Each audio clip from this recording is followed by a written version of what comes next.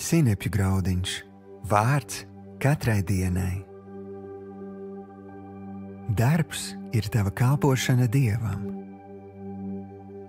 Šodienas rakstu vieta. Visu, ko darāt, dariet no sirds, it kā savam kungam un ne cilvēkiem, jo jūs zināt, ka tas kungs par atmaksu jums dos debesu mantojumu.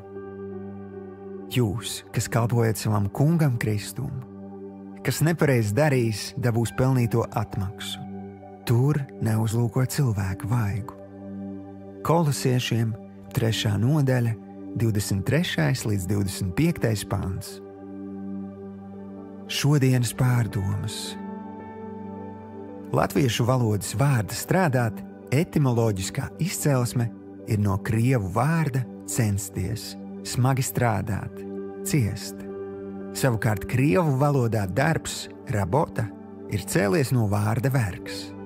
Šo ietekmi viegli var izskaidrot, atskatoties vēsturē. Diemžēl starp mums vēl joprojām ir cilvēki, kas darbu saista ar ciešanām un verdzību. Taču pilnīgi atšķirīga ir šā vārda nozīme Dieva tautas ebreju valodā. Vārds avodah nozīmē gan darbs, gan dievkalpojums. Tas norāda, ka jebkurš darbs tika uzskatīts kā kalpošana Dievam. Un tas nozīmē ne tikai ekscelenci un kvalitāti, bet arī apziņu, ka Dievs ir klātesošs katrā mirklī.